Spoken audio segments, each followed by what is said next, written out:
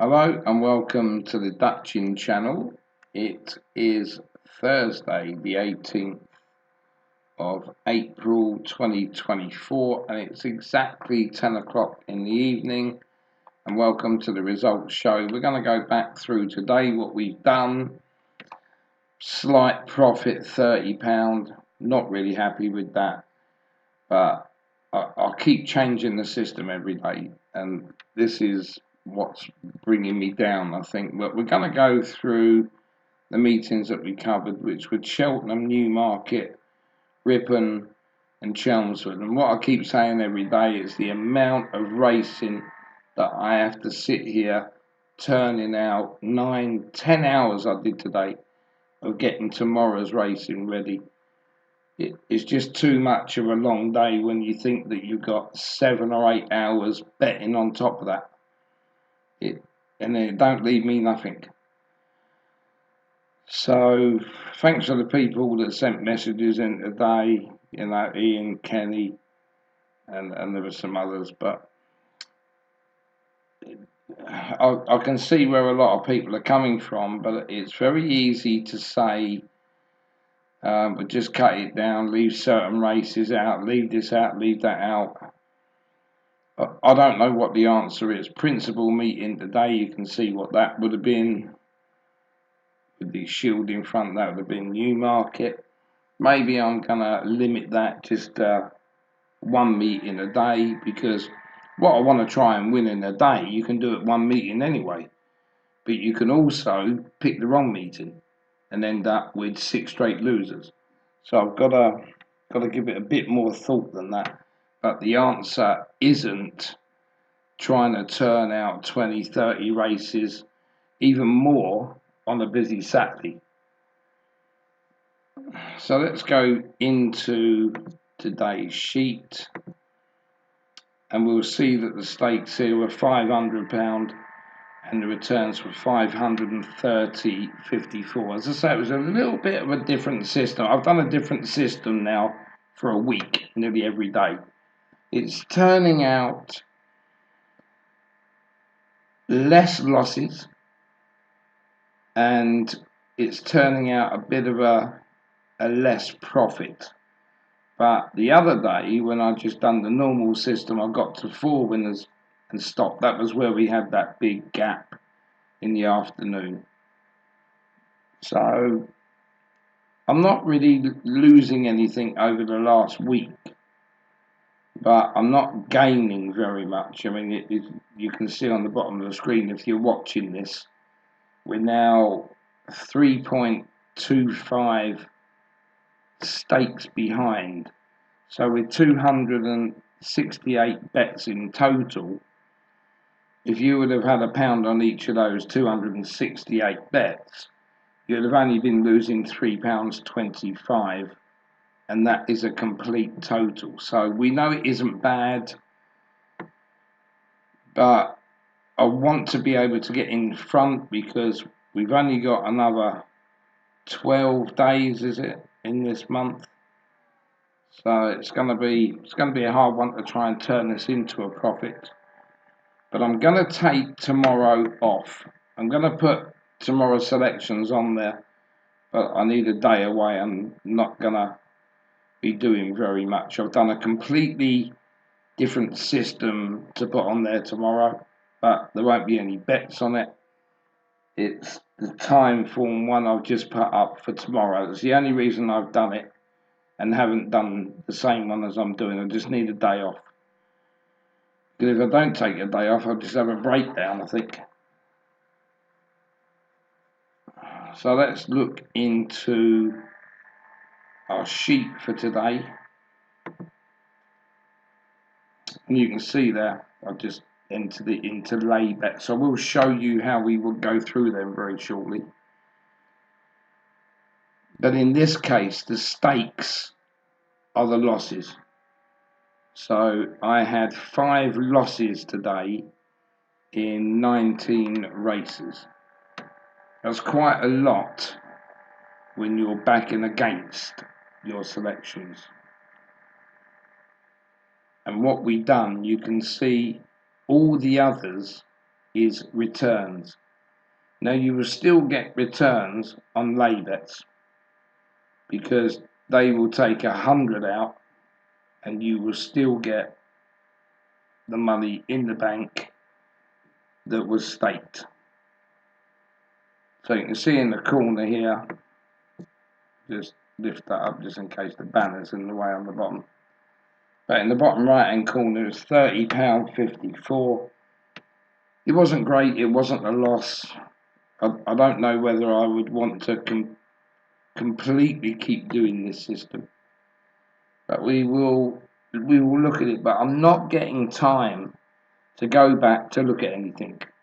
And you can appreciate I get up sometimes between 4:30 and 5 o'clock in the morning and I'll go right the way through to try and get all the racing done for the following day.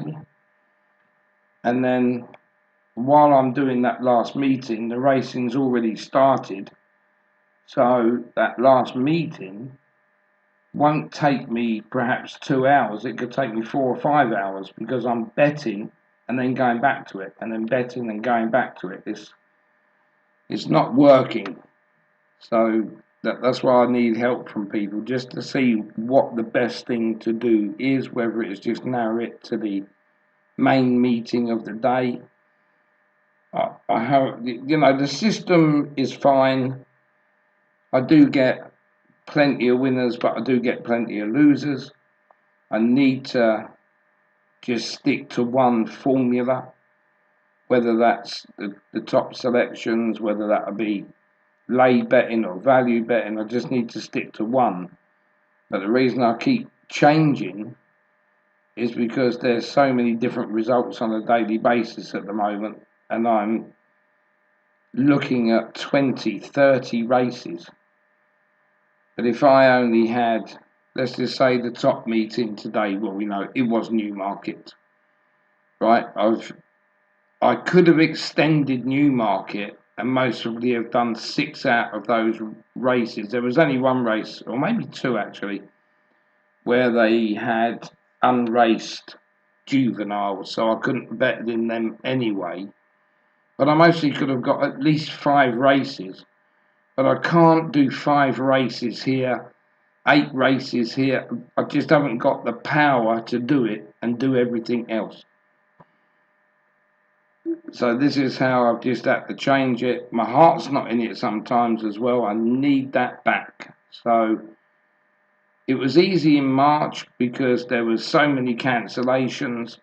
Sometimes there was 1 meeting a day or 2, maximum 3. And it was so easy. But now we're getting the good ground. Loads of horses are coming out. And a lot of the races now are 14 runner plus. You still got the nice ones where they got 5 or 6 runners, but you've got that problem then of having odds-on favourites. And when I had a chance to go back and look at the odds-on favourites, I told you yesterday that a majority of those don't win. So I thought to myself, we'll cut those races out, and again, there was quite a few today. So that's why I thought to myself, if I do the lay bets, I can go against the favourites, or I could have done the other bets that I'd done in the week, like the value bets. The value bets actually came up all right again today as well, but of course you have to look at them as you're going along, and you haven't got time to keep going back when you're still trying to do air. And air was so many races now that you had to bet in all of them. So that really is it on that front. But now I just want to go in and show you the races that we did do. And again, top selection. If you're following those top selections or second selections, we started off well here with a 10.74 winner. And what you can see here, there's a big gap because I wasn't betting on ones I fancied. I was betting on ones against what I fancied.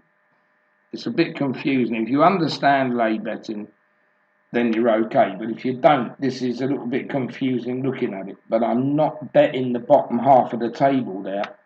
They're the bets that I put on to lose. not me personally, but I put them on for that horse to lose.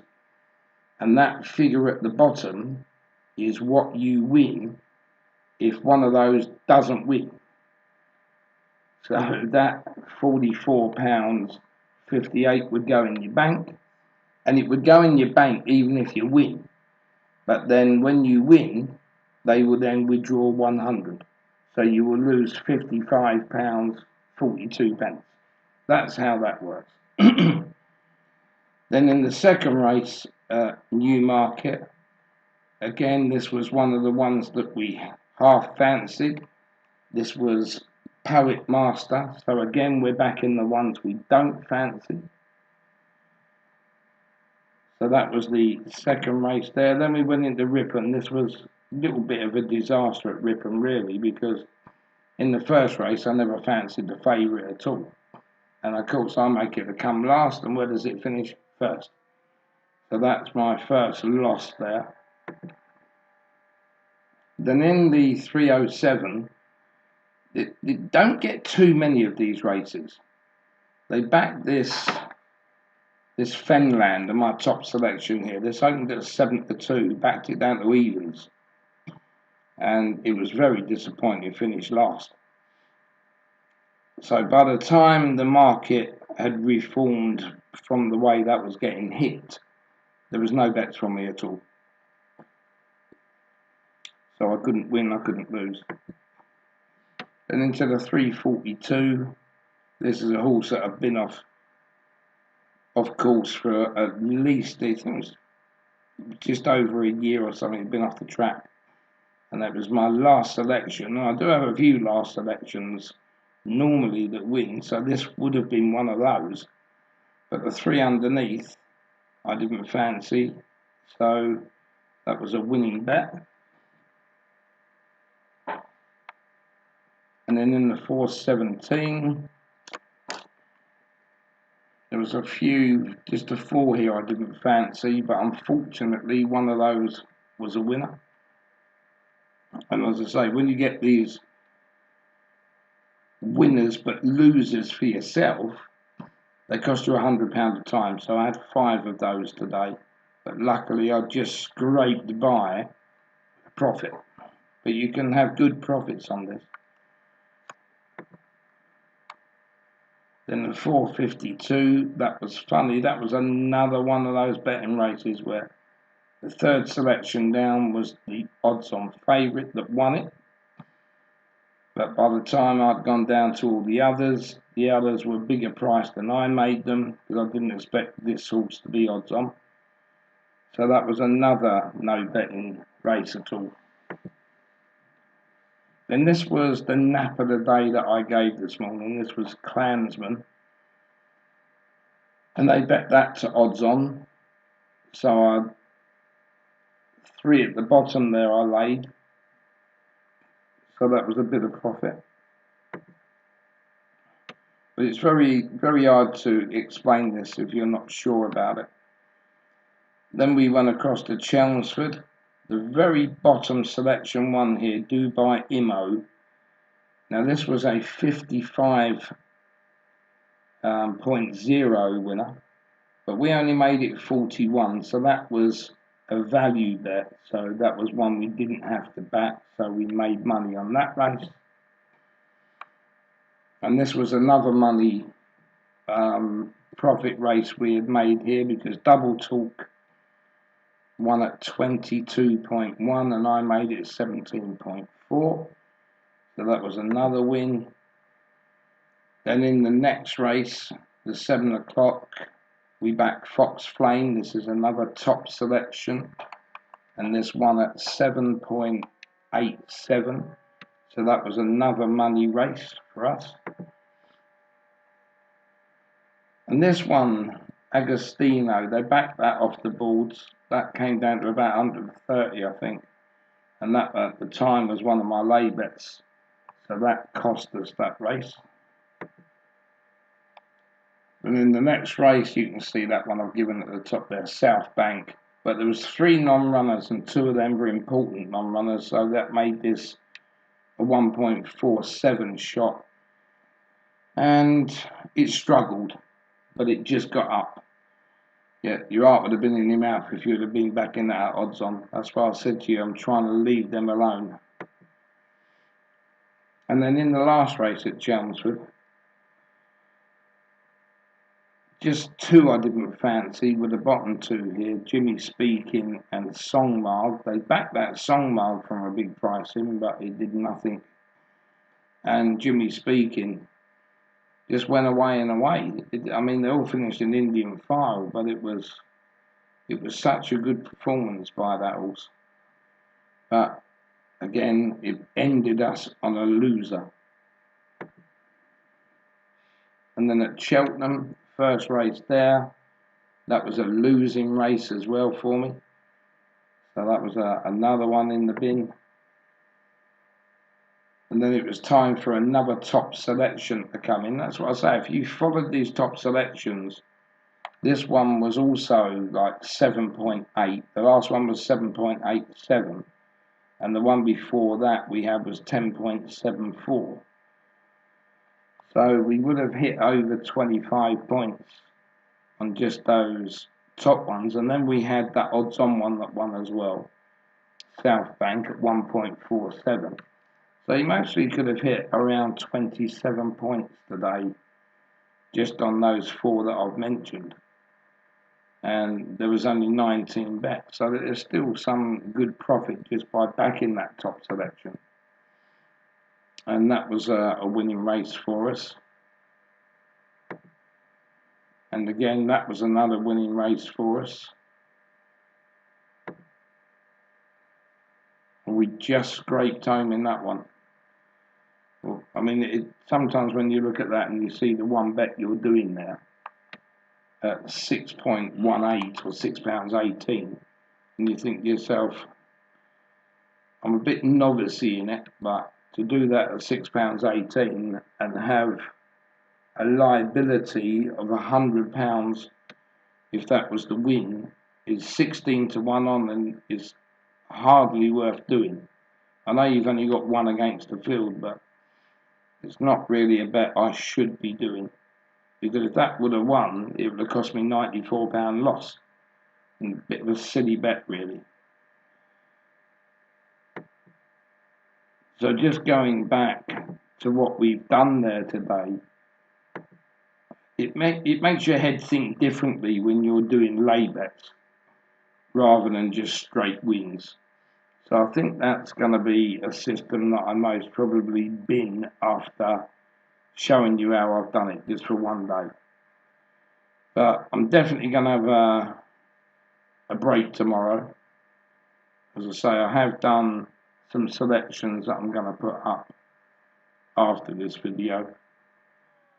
But otherwise, that is the results show. A little bit of a profit, but I want to get back to the way I was doing it. Obviously, we'd love to get back to where we were in March, but I just want to get back to the way I was doing, just to back, starting from the top, working down the top selection. Just show you what I mean. If I was going to do this race here, I would start off with Found On as the top selection, and then I'd work my way down until I got to 50. And that's the reason I want tomorrow off. I've got nothing exciting to do, but I just haven't got any time to myself. I can't even look back and see if there's a pattern for anything else. It's just sitting here for 10 hours sometimes, just doing the form that is really, really taking it from me. And that's what I don't want to do. But I do understand as well that if we just narrow it down to the principal meeting of the day, which I would love to do. I would love to do that. But you haven't got time to claw your money back if you're losing the first 3 or 4 races. You're just going to end up losing, and that will be it. Whereas then you could sit there and watch the Wolverhampton card or an all-weather card in the evening, give you 5 out of 6 winners, and you think, oh my God, that would have levelled that up. But of course, you won't be in that position.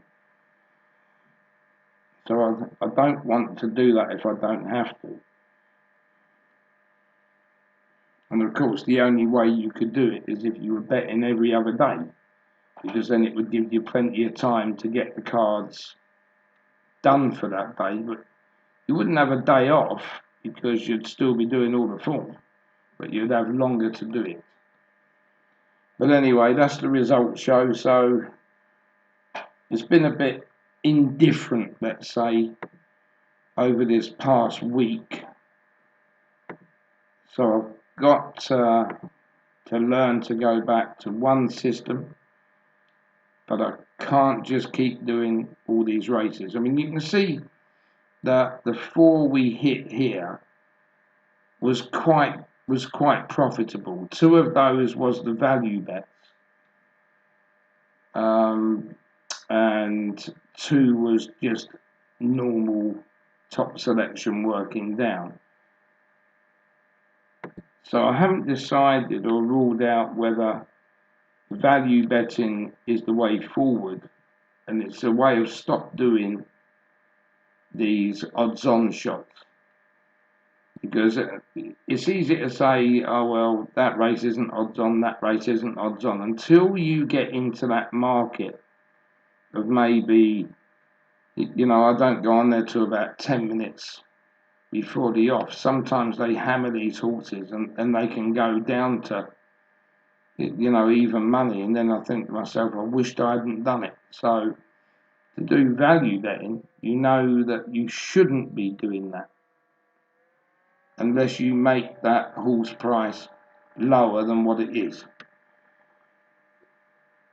But to do these odds-on shots will be very rare, I would think, if I decided to go down the value route. But to do that, I need to go back through all of the March form and all of the April form, which I will be able to do tomorrow, but it doesn't take as long as you think.